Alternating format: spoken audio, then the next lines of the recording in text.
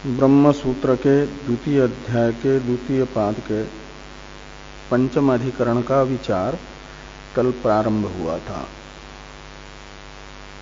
चतुर्थ अधिकरण में बाह्यार्थवादी बौद्धों के मत में अनेक अनुपपत्तियां वेदव्यास जी ने बताई। पंचम अधिकरण में विज्ञान मात्र अस्तित्ववादी योगाचार नामक जो बुद्ध के शिष्य हैं उनके मत में अनुपपत्ति बताई जा रही है। इस अधिकरण के संक्षिप्त स्वरूप को बताया। अधिकरण सार का हम लोग कल विचार कर चुके हैं। भाष्यकार भगवान भाष्य में बता रहे हैं प्रथम इस अधिकरण का पूर्व पक्ष। तो पूर्व अधिकरण में जो बाह्यार्थवाद का खंडन हुआ उसी का आश्रय लेकर के विज्ञानवादी बौद्ध उपस्थित हो रहे हैं। तो इस अधिकरण का विषय और संशय तो टीका में टीकाकार ने अवतरण भाष्य में बता ही दिया था। विषय तो है ये अविरोध अध्याय होने से, विरोध परिहार अध्याय होने से ये जो प्रथम अध्याय के द्वारा बताया गया वेदांत समन्वय है, उसका अन्य मतों के साथ आपाततः प्रतीयमान जो विरोध उसका परिहार इस अध्याय में हो रहा है। और इस अध्याय के भी द्वितीय पाद में ये बताया जा रहा है कि जिन मतांतर के साथ वेदांत समन्वय के विरोध की आशंका की जा रही है वे मतांतर भ्रांति मूलक हैं, प्रमाण मूलक नहीं है। इसलिए वेदांत समन्वय का उन भ्रांति मूलक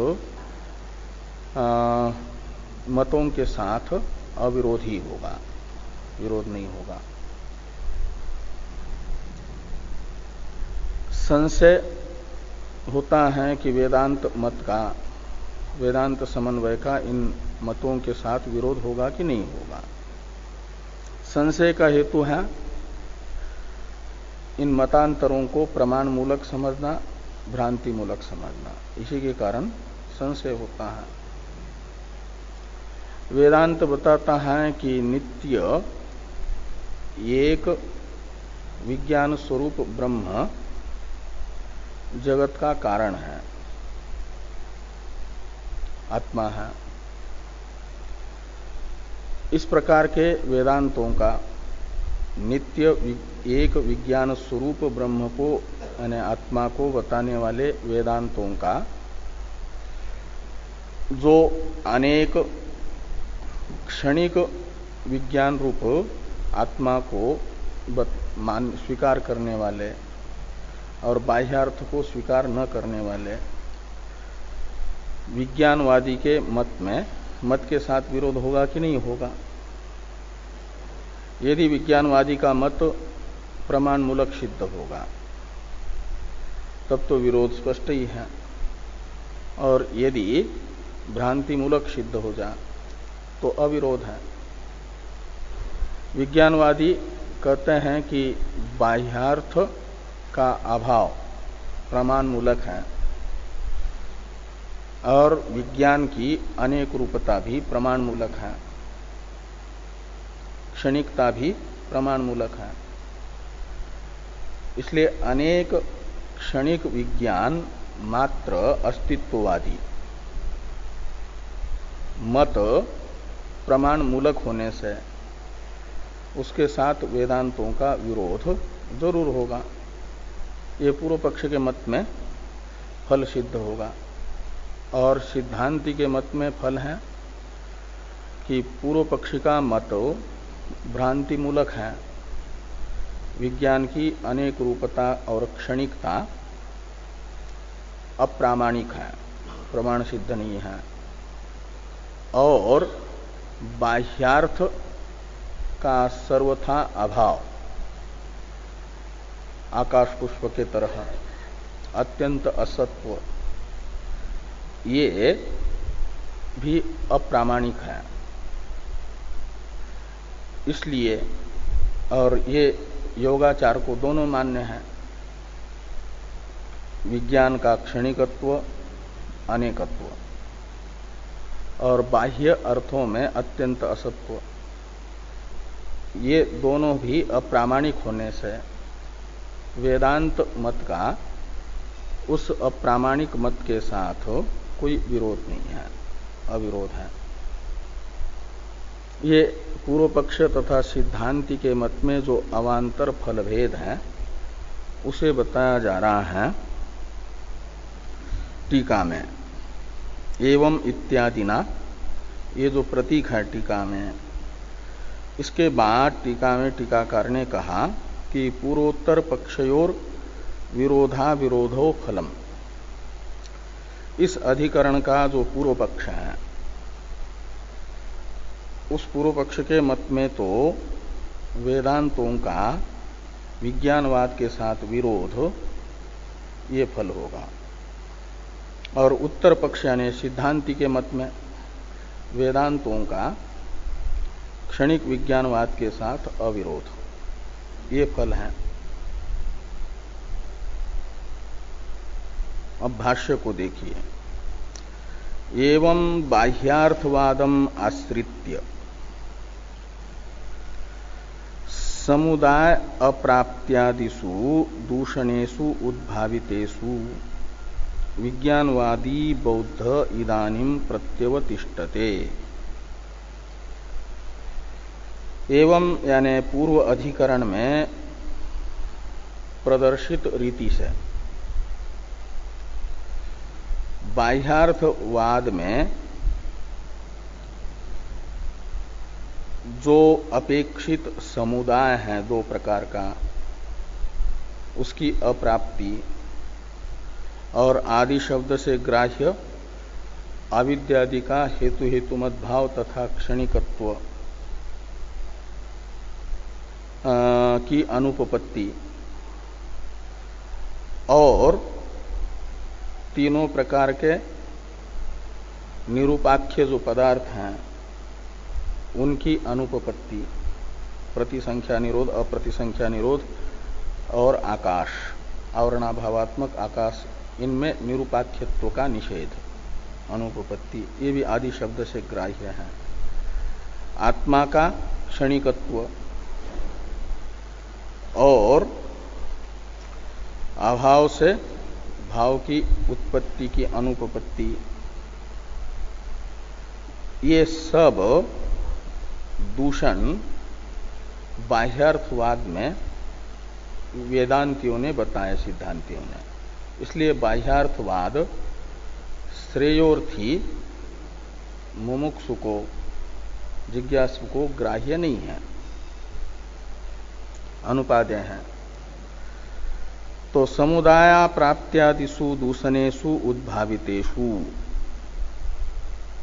ये चतुर्थ अधिकरण से इस प्रकार बाह्यार्थवाद में दोष दिखाने के कारण विज्ञानवादी बौद्ध जो है योगाचार, विज्ञानवादी बौद्ध हैं योगाचार, इदानीं प्रत्यवतिष्ठते, इस समय वेदांति के पूर्व पक्षी बन करके उपस्थित हो रहा है। अब केशांचित किल विनेयानाम इत्यादि भाष्यवाक्य के अवतरण टीका है। ननु एकस्य सुगतागमस्य कथम बाह्यार्थ सत्वा सत्वयो तात्पर्यम विरोधात् इति आशंक्य अधिकारी भेदात् अविरोध इति वदन् विज्ञानवादिनः सुगताभिप्रायज्ञत्वेन मंदाधिकारिभ्यो बाह्यार्थवादिभ्य श्रेष्ठ्यम आह केशांचिदिति। तो एकस्य सुगतागमस्य कथम बाह्यार्थ सत्वा सत्वयोः तात्पर्यम्। तो सुगत का तो एक ही आगम यानी उपदेश है। सुगत है बुद्ध, और उन्होंने तो जो उपदेश किया उसका तात्पर्य या तो बाह्यार्थ सत्व में हो सकता है, या तो उपदेश क्या नाम, ये जो सुगत का उपदेश है, बुद्ध दर्शन है, उसका तात्पर्य बाह्य पदार्थों के अभाव में हो सकता है। और दोनों बुद्ध के ही और बाह्यार्थ का अस्तित्व स्वीकार न करने वाले भी। योगाचार कह रहे हैं कि हमारे गुरुजी का अभिप्राय बाह्यार्थ असत्व में है, और सौत्रांतिक एवं वैभाषिक कह रहे हैं कि हमारे गुरुजी ने तात्पर्य विषयतया बाह्य पदार्थों का भी अस्तित्व बताया। तो एक ही व्यक्ति के दर्शन का तात्पर्य परस्पर विरोधी बाह्यार्थ सत्व बाह्यार्थ असत्व रूप परस्पर विरोधी दो अर्थ में कैसे हो सकता है? नहीं हो सकता। और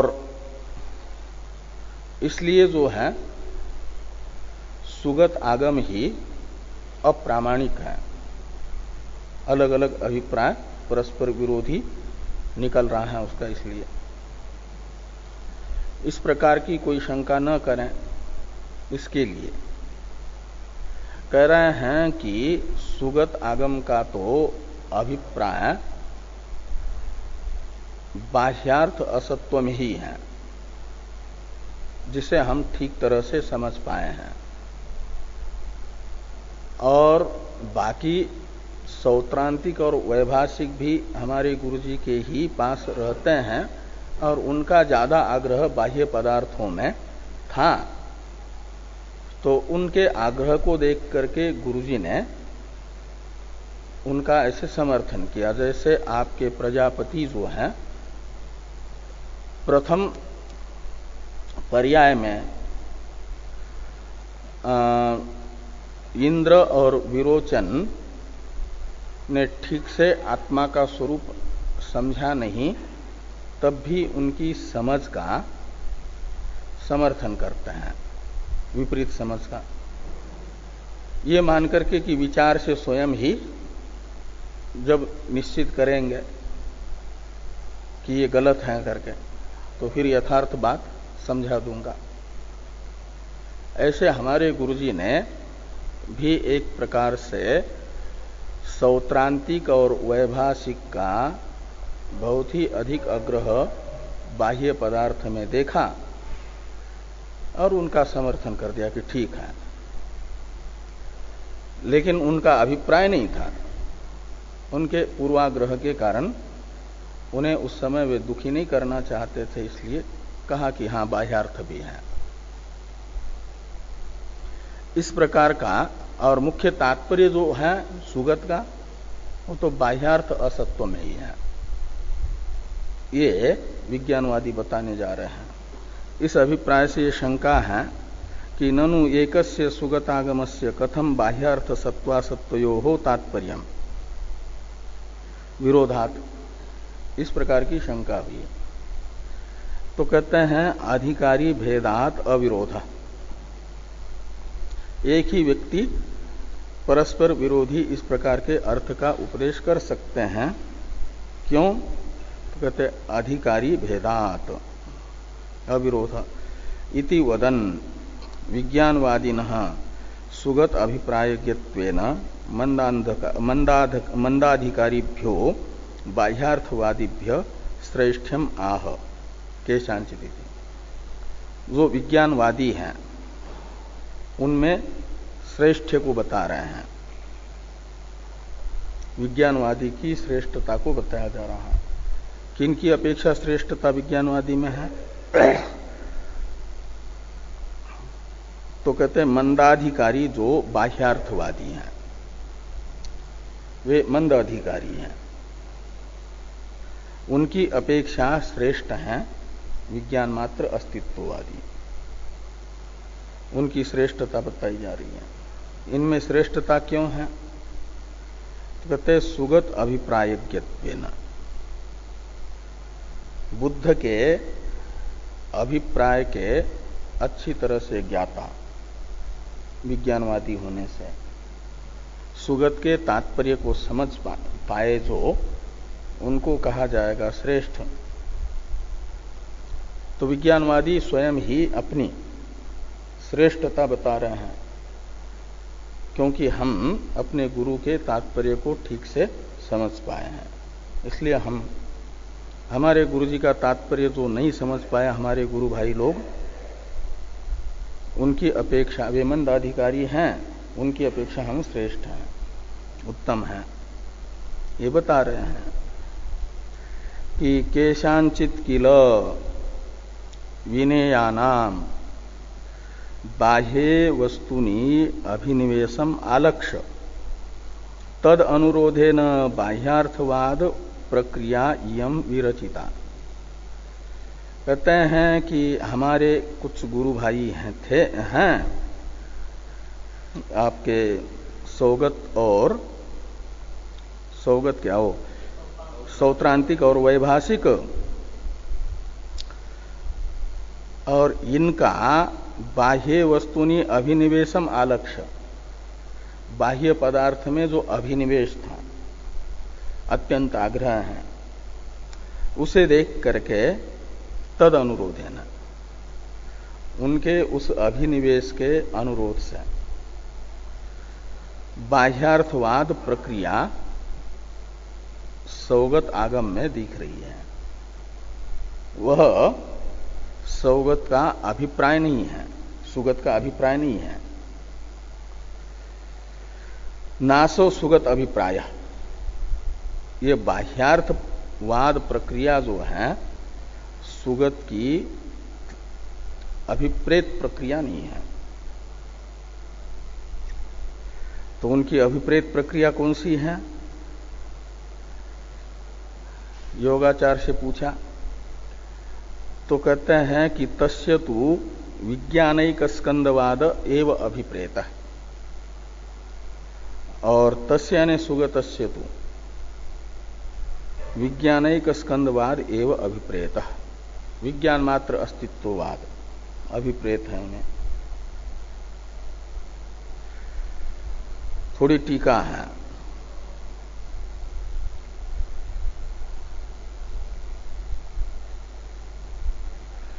उक्तंच धर्म कीर्तिना देशनालोकनाथाना सत्वाशय वशानुगा इति सुगतानाम उपदेशाः शिष्यमति अनुसारिणः इत्यर्थ। तद अनुरोधेन का अर्थ कर दिया कि बाह्यार्थवाद प्रक्रिया इयम विरचिता तद अनुरोधेन। कहते धर्म कीर्ति ने ये बताया है, ये धर्म कीर्ति का वाक्य है। धर्म कीर्ति है बौद्ध दर्शन में अच्छे विद्वान, जैसे अपने वेदांत परंपरा में विद्यारण्य स्वामी जी हुए, भारती तीर्थ जी हुए, बड़े अच्छे कई एक ग्रंथ है इन लोगों में। ऐसे धर्म कीर्ति इनकी, ये बौद्ध दर्शन के अच्छे विद्वान हुए, और उन्होंने इस वाक्य से, इन शब्दों से ये बताया कि हमारे गुरुजी अधिकारी को देख करके उपदेश करते थे। अधिकारी की स्थिति क्या है, अवस्था क्या है, उसे देख करके वो उपदेश करते थे, ऐसा बताया है इस वाक्य। हाँ हाँ हाँ हाँ, ऐसा ही है, वही इन्होंने भी किया। तो धर्म कीर्ति का ये वाक्य है कि उक्तंच धर्म कीर्तिना देशनालोकनाथानाम सत्वाशय वशानुगा, ये धर्म कीर्ति का वाक्य है। देशना, और इस वाक्य का अर्थ कर रहे हैं टीकाकार। लोकनाथ शब्द का प्रयोग है सुगत के लिए। धर्म कीर्ति के वाक्य में लोकनाथानाम, ये षष्ट्यंत पद है ना, वो बुद्ध के लिए है। तो लोकनाथानाम यानी सुगतानाम, और आदर अर्थ में बहुवचन है। तो सुगतानाम उपदेशा, देशना शब्द का अर्थ कर दिया उपदेशा। सत्वाशय वशानुगा, इस पद का अर्थ कर रहे हैं शिष्यमति अनुसारिणः इत्यर्थ। तीन पद कीर्ति, धर्म कीर्ति के वाक्य में है। उन तीन पदों के पर्यायवाचक पद बता करके व्याख्या की टीकाकार ने कि सुगतानाम उपदेशा शिष्यमति अनुसारिणः इत्यर्थ। ये धर्म कीर्ति के वाक्य का यह अर्थ है कि बुद्ध जी ने शिष्य के बुद्धि को देख करके, स्थिति को देख करके उपदेश किया है। इसलिए बाह्यार्थवाद में जिन शिष्यों का अभिनिवेश था, उनके लिए बाह्यार्थवाद प्रक्रिया, और उनसे थोड़े उत्कृष्ट जो शिष्य थे उनके लिए विज्ञान मात्र अस्तित्ववाद बताया।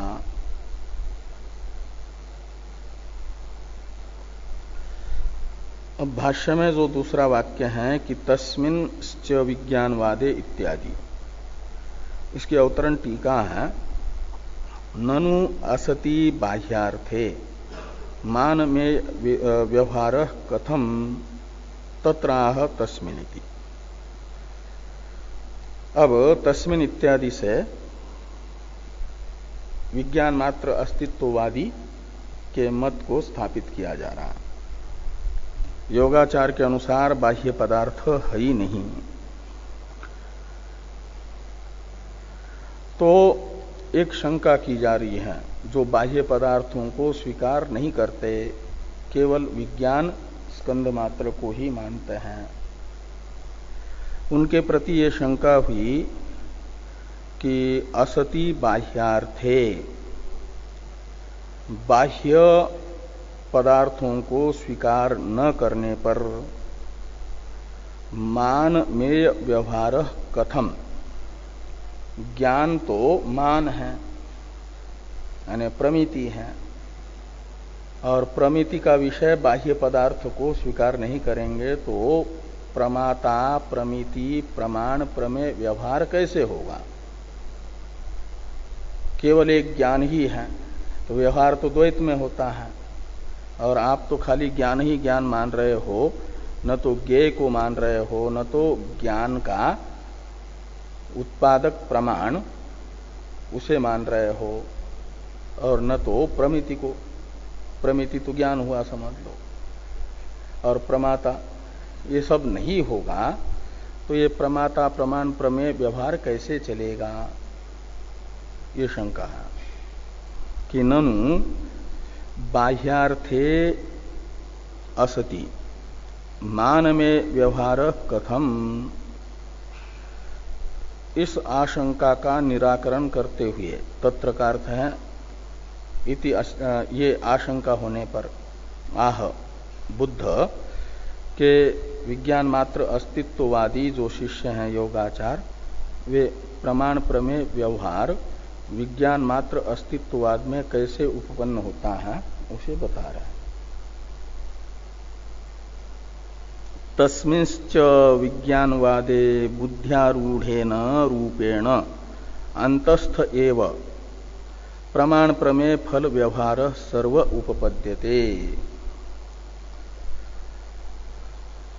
तो तस्मिंश्च विज्ञानवादे, सुगत के अभिप्रेत विज्ञानवाद में तस्मिन विज्ञानवादे का अर्थ हुआ सुगत का अभिप्रेत जो विज्ञानवाद है, बाह्य अर्थ है ही नहीं, केवल एक विज्ञान स्कंध ही है। इसमें कहते हैं प्रमाण प्रमेय फल व्यवहार सर्व उपपद्यते। विज्ञानवाद में सारा व्यवहार उपपन्न हो जाता है। कैसे उत्पन्न होगा? तो कहते हैं अंतस्थ एव, ये सब पदार्थ अंतस्थ हैं, यानी विज्ञानाकार ही हैं, विज्ञान का ही विशेष है, धर्म है सभी प्रमेय बाह्य पदार्थ, कोई बाहर है ही नहीं। बाहर तो न होते हुए ही भास रहे हैं।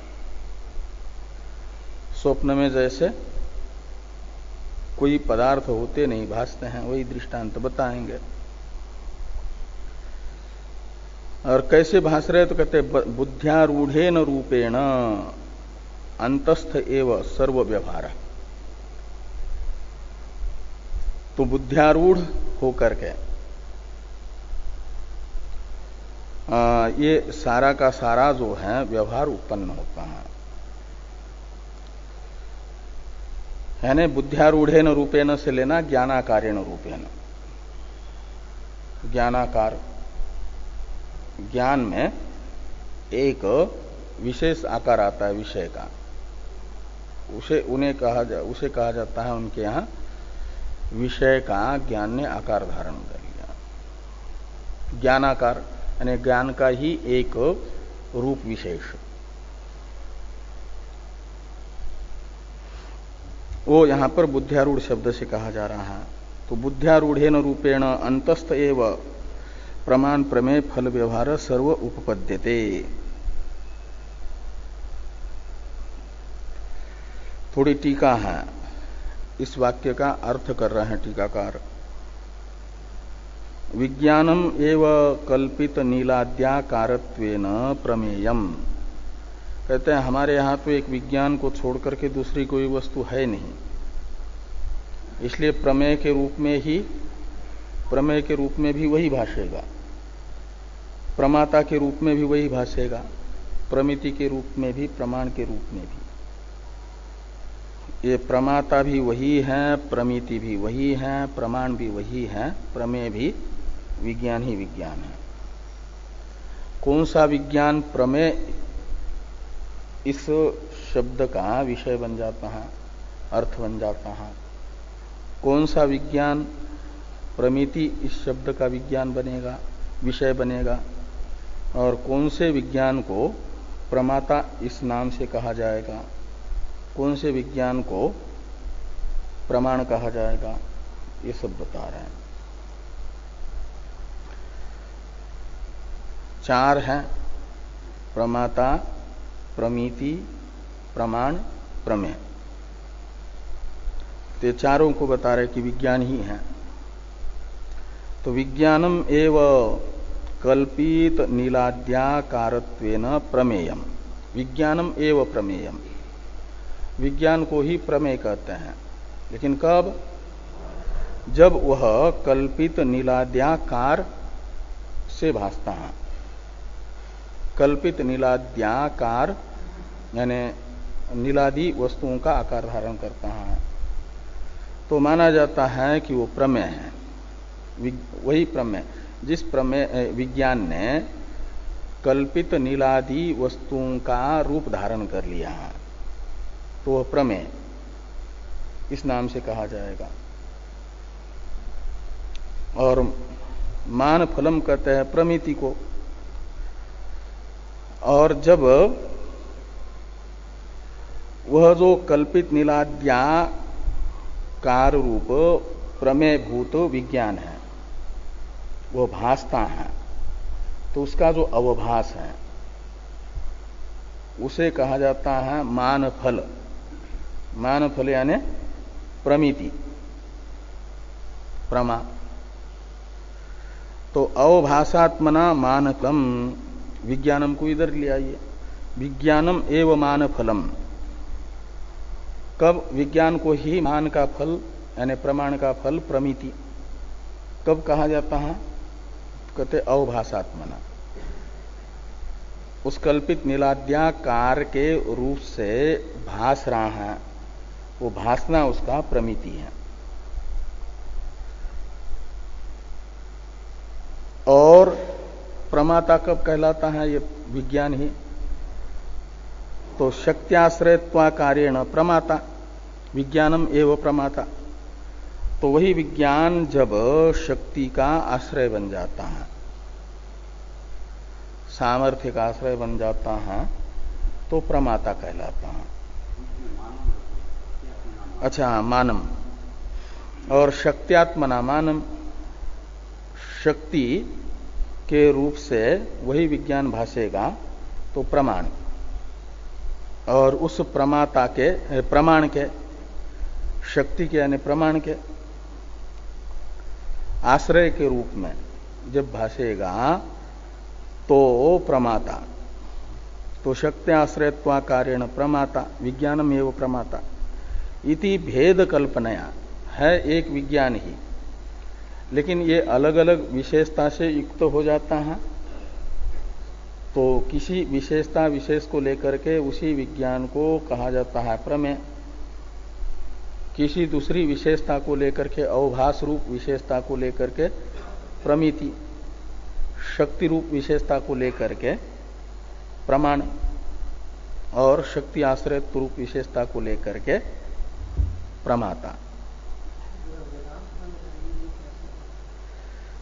तो उसमें क्षणिकत्व तो छोड़ देंगे, विवर्तवाद पकड़ेंगे, बाकी सब वही है।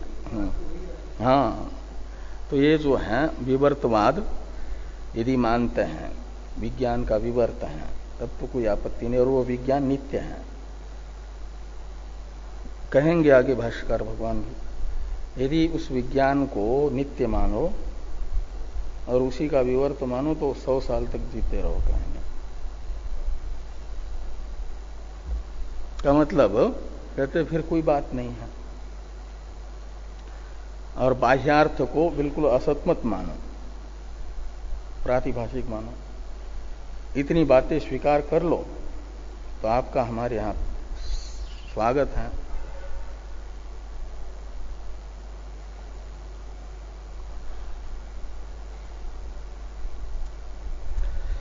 तो इस प्रकार कहते हैं, ये जो है प्रमाता इति भेद कल्पनया व्यवहार इत्यर्थ। एक ही विज्ञान होने पर भी उसी एक विज्ञान में भेद की कल्पना हुई, तो ये सारा प्रमाता प्रमाण प्रमिति व्यवहार उपपन्न हो जाता। अब सत्यपि बाह्य अर्थे इत्यादि वाक्य की अवतरण टीका है। मुख्य एव भेद किन्न स्यात् अत आह सत्यपि इति। तो कह रहे हैं कि मुख्य भेद ही क्यों नहीं मानते हो, का मतलब वास्तविक भेद क्यों नहीं मानते, कल्पित भेद क्यों मान रहे हो। मुख्य भेद मान लो का अर्थ है कि बाह्य पदार्थों की सत्ता स्वीकार कर लो।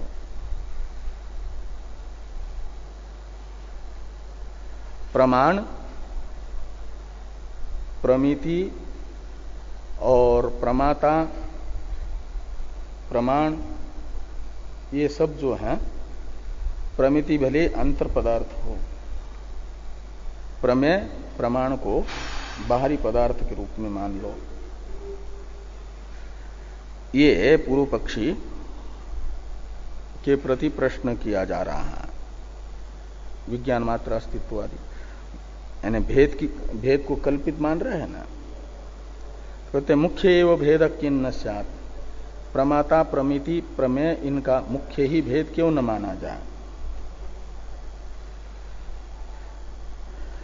इस प्रश्न का उत्तर देते हुए विज्ञानवादी कहते हैं कि सत्यपि बाह्ये अर्थे बुद्ध्यारोहम अंतरेण प्रमाणादि व्यवहार अनवतारात। कहते खूब बाहर के पदार्थ रहें, लेकिन जब तक वे बुद्ध्यारूढ़ नहीं होंगे, आपके ज्ञान के विषय नहीं बनेंगे, तब तक आपके चित्तारूढ़ नहीं होंगे जब तक, तब तक कोई व्यवहार नहीं होता। जागृत अवस्था में जब जग रहे हैं, बाह्य पदार्थ बुद्धियारूढ़ हो जाते हैं, चित्तारूढ़ हो जाते हैं, तो प्रमाता प्रमिति प्रमाण ये व्यवहार हो जाता है। और वो सारा का सारा जगत जो है कहीं जाता आता नहीं है। जो बाह्य पदार्थों का अस्तित्व स्वीकार कर लेते हैं उनके अनुसार भी जब वो बाह्यार्थ को स्वीकार करने वाले व्यक्ति सो जाते हैं तो उस समय सारा जगत है ही है विद्यमान, कहीं गया नहीं। लेकिन बुद्धियारूढ़ नहीं है तो कोई व्यवहार नहीं होता। और जागृत अवस्था में बुद्धियारूढ़ हो जाता है तो व्यवहार हो जाता है। इसका अर्थ यह है कि बाह्य पदार्थों को स्वीकार करने वालों को भी ये मानना पड़ता है कि उन्हीं पदार्थों से व्यवहार होगा जो बुद्धियारूढ़ होते हैं। बिना बुद्धियारूढ़ हुए कोई व्यवहार नहीं होता। ये पूर्व पक्षी कहते हैं कि सत्यपि बाह्य अर्थे, बाहर के पदार्थों को मान भी लिया जाए, वास्तविक है करके उनको सत्ता दे भी दी जाए विज्ञान से अलग, लेकिन बुद्ध्यारोहम अंतरेण प्रमाणादि व्यवहार अनवतारात, प्रमाता प्रमाण प्रमेय ये व्यवहार नहीं होता।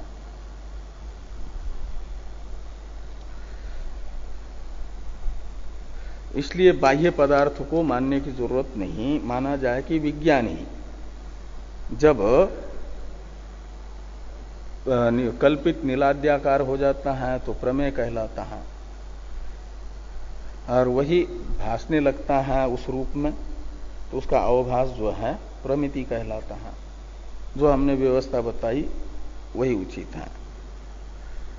थोड़ी टीका है, नहीं बुद्धि अनारूढ़स्य नीलादेः प्रमेयत्व व्यवहारो अस्ति। बुद्धि अनारूढ़ नीलादि पदार्थों में प्रमेयत्व व्यवहार नहीं होता, प्रमेय यह शब्द प्रयोग नहीं होता। इसलिए कहते अतो बुद्ध्यारूढ़ाकार एव प्रमेयम न बाह्यम। तो बाहर की वस्तु रहे न रहे, बाहरी वस्तु का जो बुद्ध्यारूढ़ आकार है वह प्रमेय कहलाता है। तो जब प्रमेय शब्द का व्यवहार जिसके लिए हो रहा है, प्रमेय शब्द का प्रयोग जिसके लिए हो रहा है, उसे प्रमेय मानना चाहिए। तो बाहरी पदार्थ रहने पर भी बुद्ध्यारूढ़ नहीं है तो उसे प्रमेय नहीं कहते। मतलब जो बुद्ध्यारूढ़ हुआ आकार है वह प्रमेय है। तो बुद्ध्यारूढ़ हुआ आकार का मतलब है विज्ञान ने ही वो पदार्थ का आकार धारण कर लिया है, वो विज्ञान का है विशेष, वो बाहरी पदार्थ नहीं है, विज्ञान की ही विशेषता है। वो कल्पित नीलाद्याकार रूप विज्ञान ही है। अतो बुद्ध्यारूढ़ाकार एव प्रमेयम न बाह्यम अर्थ इत्यर्थ।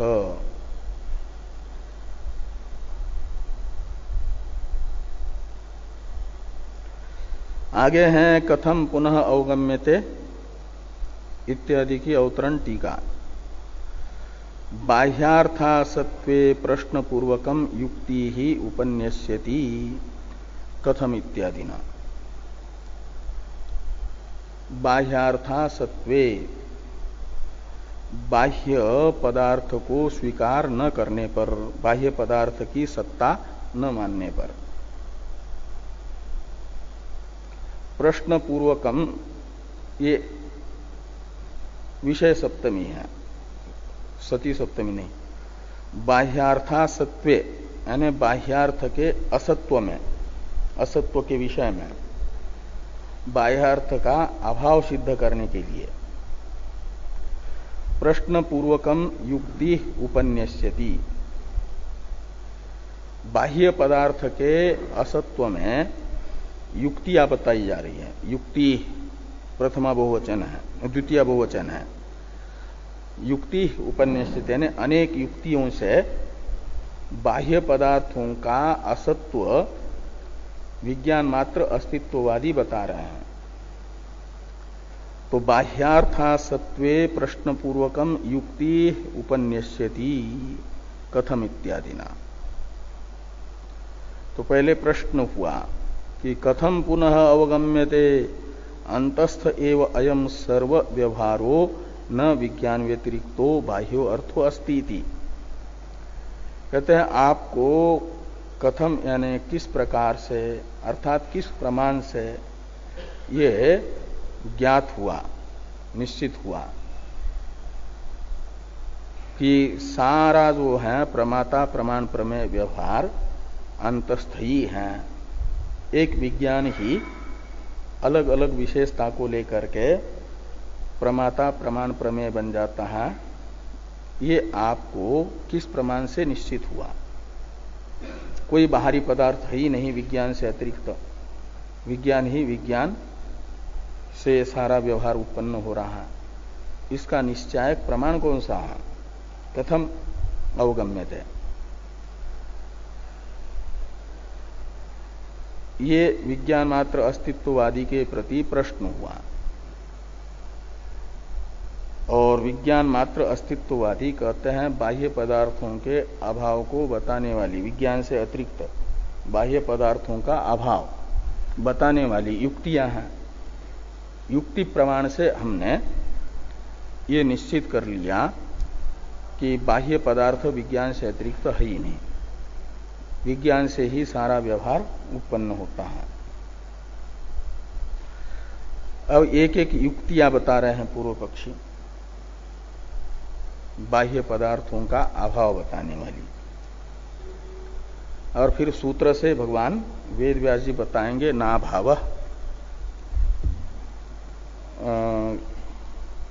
उपलब्धे, यानी अभाव नहीं है। अनेक युक्तियां दे करके पूर्व पक्षी विज्ञान से अतिरिक्त बाह्य पदार्थों का जो अभाव बता रहे हैं उसे सूत्र में कहेंगे कि बाह्यानाम पदार्थानाम विज्ञान अतिरिक्तानाम बाह्यानाम पदार्थानाम अभावो न। तो पूर्व पक्षी पूछेंगे अकस्मात, कहीं उपलब्ध है। ये युक्ति प्रमाण से बाह्य पदार्थों का अभाव बता रहे हैं और सिद्धांती कहते हैं कि उपलब्ध है। अध्यास भाष्य में यही बताया ना, युक्ति से तो विचार से तो अध्यास सिद्ध नहीं हो सकता, लेकिन उपलब्ध हो रहा है। और नहीं दृष्टे अनुपपन्नम नाम,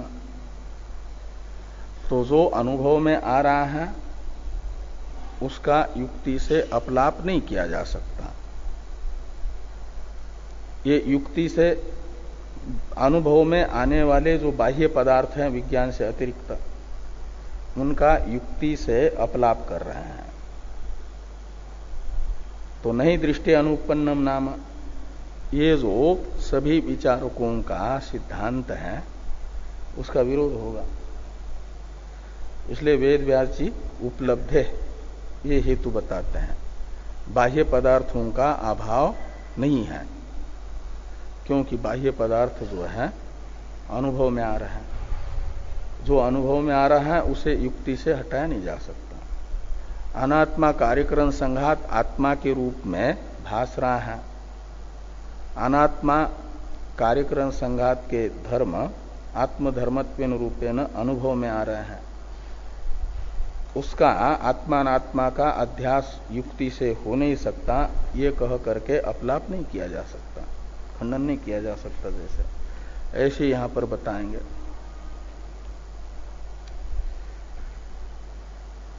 तो पहले युक्ति बता रहे हैं। अब तद असंभवात इत्याह, यह है विज्ञानवादी का वाक्य, सूत्र वाक्य। विज्ञानवादी के प्रति प्रश्न हुआ कथम से लेकर के बाह्यो अर्थो अस्ति इति। यहां इति शब्द तो प्रश्न के समाप्ति का द्योतक है। विज्ञान से अतिरिक्त बाह्य वस्तुओं का अभाव कैसे होगा, किस प्रमाण से होगा, ये जो पूर्व पक्षी के प्रति, विज्ञानवादी के प्रति प्रश्न है, इसका उत्तर पूर्व पक्षी दे रहे हैं तद असंभवात, इस सूत्र वाक्य से। और फिर इस सूत्र वाक्य का विवरण रहेगा सही बाह्यो अर्थ अभ्युपगम्यमान है इत्यादि। तो भाष्य है ना, तो भाष्य में तो पहले स्वयं अपने भी सूत्रात्मक वाक्य होते हैं। तो तद असंभवात ये जो विज्ञानवादी ने दिया हुआ उत्तर है कथम इत्यादि प्रश्न का, इसकी अवतरण टीका है। तो टीकाकार इस सूत्र वाक्य का अभिप्राय बताते हुए अवतरण लिख रहे हैं, ज्ञेयम ज्ञानातिरेकेण असत तद अतिरेकेण असंभवात नरश्रृंगवत इत्याह तद असंभवात इति। यानी इस अभिप्राय से विज्ञान मात्र अस्तित्ववादी यह सूत्र वाक्य बोल रहे हैं। सूत्र वाक्य में यह अभिप्राय है विज्ञानवादी बौद्धों का। एक युक्ति बताई यहां पर, युक्ति यानी अनुमान। तो अनुमान में होता है एक पक्ष, साध्य, हेतु, दृष्टांत। तो ये है ज्ञेयम पक्ष है, ज्ञेय यानी प्रमेय। तो ज्ञानातिरेकेन असत, तो ज्ञानातिरिक्त ज्ञान से भिन्न ज्ञेय का असत्व बताया जा रहा। असत्व यानी अभाव, ज्ञानातिरिक्त ज्ञेय का अभाव है। क्यों ये साध्य हुआ, ज्ञानातिरेकेन असत्वम। और हेतु बताया जा रहा है तद अतिरेकेण असंभवात। तद अतिरेकेण में तत् का अर्थ है ज्ञान। तो ज्ञानातिरेकेण ज्ञेयस्य असंभवात, क्योंकि पहले बताया ना कि जो बाह्य पदार्थ स्वीकार कर भी ले, लेकिन जब तक वह बुद्ध्यारूढ़ नहीं होगा तब तक उसे प्रमेय नहीं कहा जाता। बुद्ध्यारूढ़ आकार को ही प्रमेय कहते हैं, प्रमेय शब्द का प्रयोग होता है। और वो बुद्ध्यारूढ़ हुआ का मतलब ज्ञानांत पाती ही हो गया। तो बिना ज्ञान के केवल वस्तु में ज्ञेय शब्द का, ज्ञेयत्व का असंभव होने से, ज्ञेयत्व असंभव होने से, तो तद अतिरेकेन असंभवात का अर्थ हुआ ज्ञानातिरेकेन ज्ञेयत्वासंभवात। कैसे? तो कहते हैं नर श्रृंगवत, तो जैसे मनुष्य के सिंह असत है। क्यों? कि वे जो है ज्ञानाकार धारण नहीं करते, है ही नहीं। ऐसे ही बाह्य पदार्थ भी मनुष्य के सिंह के तरह अत्यंत असत है। इस अभिप्राय से ये सूत्र वाक्य विज्ञानवादी जो बौद्ध हैं, योगाचार, वे लिखते हैं तद असंभवात इत्याह। तद असंभवात का मतलब ज्ञानातिरेकेन ज्ञेयस्य असंभवात, तद असंभवात का अर्थ होगा। हाँ, इसलिए दुष्ट अनुमान है, इसलिए तो फिर उसका बाध हो जाता है ना। इसको बाध करने वाला बताया जा रहा है उपलब्धि। जैसे नर श्रृंग है, अत्यंत असत है, तो उसको उपलब्धि नहीं होती। और नर श्रृंग के तरह घटादि पदार्थों को मानोगे, ये कहना ठीक नहीं, क्योंकि उपलब्धि हो रही है। तो बाध नाम का दोष बताएंगे उपलब्धि दिखा करके, ये सिद्धांति बताएंगे। लेकिन ये जो पूर्व पक्ष ने अनुमान बताया, अभी तो उसकी दृष्टि में तो ये सद अनुमान है। उसमें प्रयुक्त जो तदतिरेकेन असंभवात हेतु है, सद हेतु है। सिद्धांति कहेंगे ये असत हेतु है, हेत्वाभास है, सद हेतु नहीं। तो तद असंभवात असंभवम विवृणोति सही इति। तो कहते हैं कि असंभवम विवृणोति, यानी सूत्र वाक्य का विवरण बताया जाए। यानी सिद्धांति क्या नाम वो विज्ञानवादी ने तो एक सूत्रात्मक हेतु बताया कि तद असंभवात, ज्ञानातिरेके न ज्ञेयस्य असंभवात। ये जो हेतु हैं इसका व्याख्यान है, विवरण है। सही बाह्यो अर्थ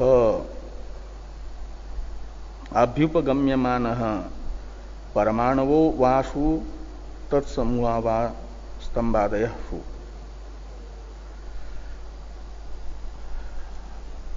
तो बाह्यार्थ को स्वीकार करने वालों को विज्ञान मात्र अस्तित्ववादी बौद्ध दो विकल्प करके पूछ रहे हैं कि आपके आग्रह को देख करके समझ लो कि बाह्य पदार्थों को स्वीकार कर लिया, तो बाह्य पदार्थ फिर बताना पड़ेगा कि किस रूप है। सौत्रांतिक और वैभाषिकों ने बाह्य पदार्थ स्वीकार कर लिए, तो बाह्य पदार्थ हैं तो वे अवयव रूप मात्र हैं या अवयवी रूप हैं। परमाणु है अवयव, चार प्रकार के परमाणुओं का ही संघात भूत भौतिक बाह्य समूह है, ऐसा मानते हैं। और समूही हैं परमाणु। तो बाह्य पदार्थ एक क्षण के लिए समझ लो आपकी मान्यता के अनुसार स्वीकार कर लिए, तो आपको हम पूछते हैं कि बाह्य पदार्थों को परमाणु रूप माना जाएगा या उन परमाणुओं का समूह रूप जो स्तंभादि है तदात्मक माना जाएगा। यानी समूही रूप है या समूह रूप है, समुदायी रूप है या समुदाय रूप है।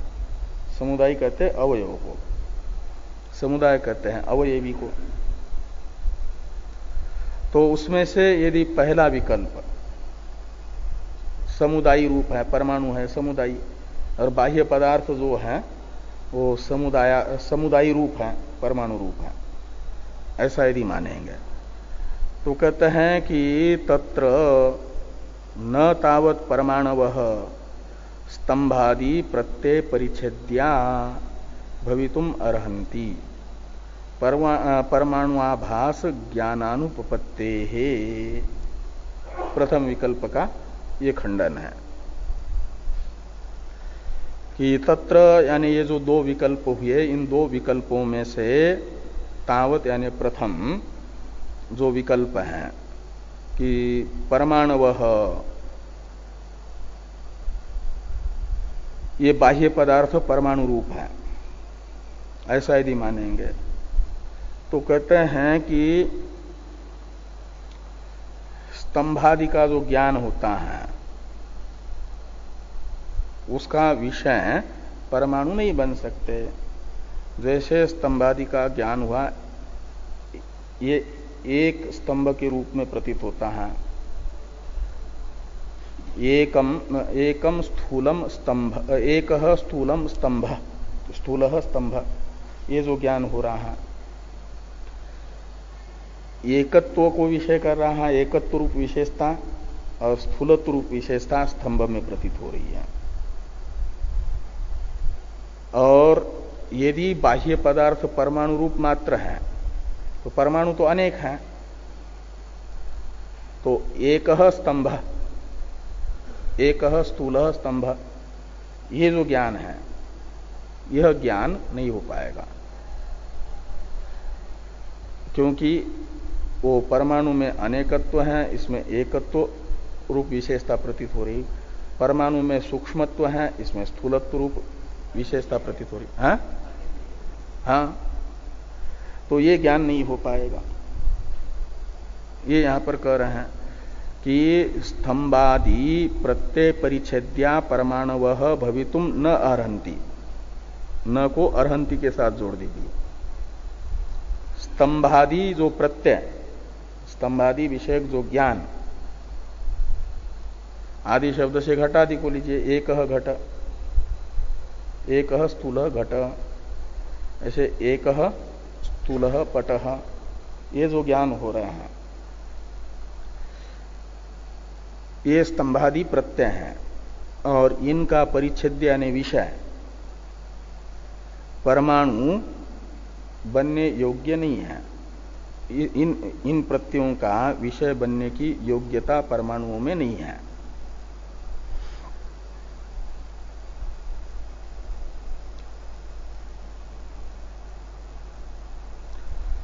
क्यों? तो कहते हैं परमाणाभास ज्ञान अनुपपत्ते, ये हेतु है।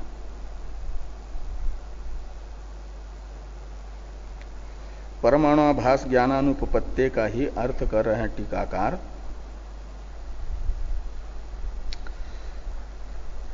यानी सब पूरे का अर्थ कर रहे हैं कि परमाणुश्चेत एक स्थूल स्तंभ इति ज्ञानम न स्यात्। कहते हैं यदि परमाणु ही बाह्य पदार्थ है, परमाणु रूप ही, तो परमाणु तो अनेक हैं और सूक्ष्म है, तो एक स्थूल स्तंभ इत्याकारक ज्ञान न होने का प्रसंग आएगा।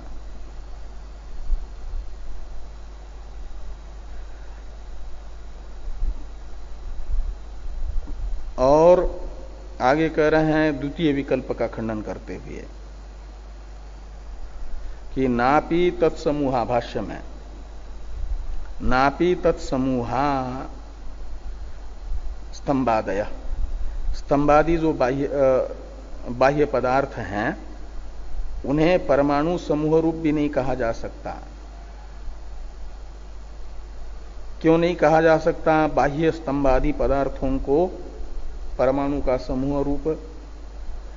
तो कहते इसलिए कि तेषाम परमाणुभ्यो अन्यत्व अनन्यत्वाभ्याम निरूपयितुम अशक्यत्वात्।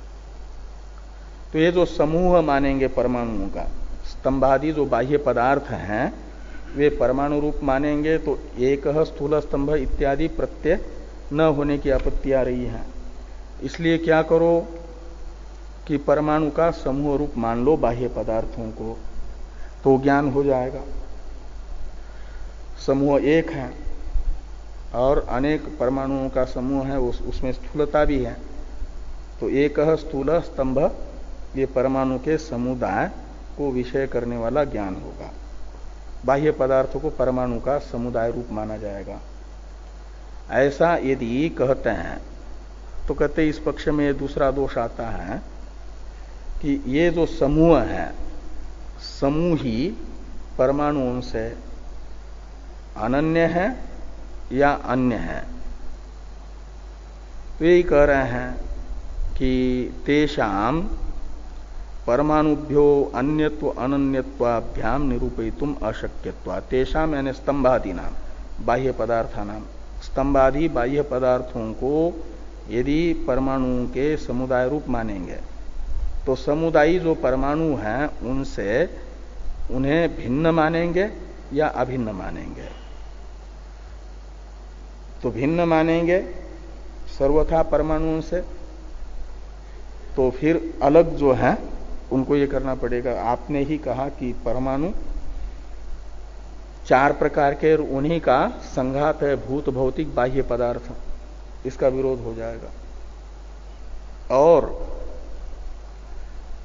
परमाणुओं से अलग है यदि स्तंभादि, तो ऐसे तंतुओं से अलग यदि पट हैं तो तंतुओं को निकालने के बाद भी तंतुओं से अलग सत्ता रखने वाला जो पट है वो भासना चाहिए। और अनन्य मानेंगे तो फिर वही परमाणु अनेक है, सूक्ष्म है, तो वो पहला वाला जो प्रत्यय है वो न होने की आपत्ति जो बताई थी वो आएगी। तो इसलिए कहा कि तेषाम परमाणुभ्यो अन्यत्व अनन्यत्वाभ्याम निरूपयितुम अशक्यत्वात्। एक वाक्य यहां पर भी है, समूहस्तु असन इत्यर्थ, यानी समूह रूप मानेंगे। समूह का मतलब समुदाय, संघात, परमाणुओं का संघात रूप बाह्य पदार्थ है स्तंभादि। तो कहते हैं संघात तो असत है, उसका खंडन पहले हो ही गया शुरू वाले दो सूत्रों में। तो संघात सिद्ध नहीं होता। बाकी एवं जात्यादीन अपि प्रत्याचक्षित, इस वाक्य की टीका है, इस पर चर्चा हम लोग कल करते हैं।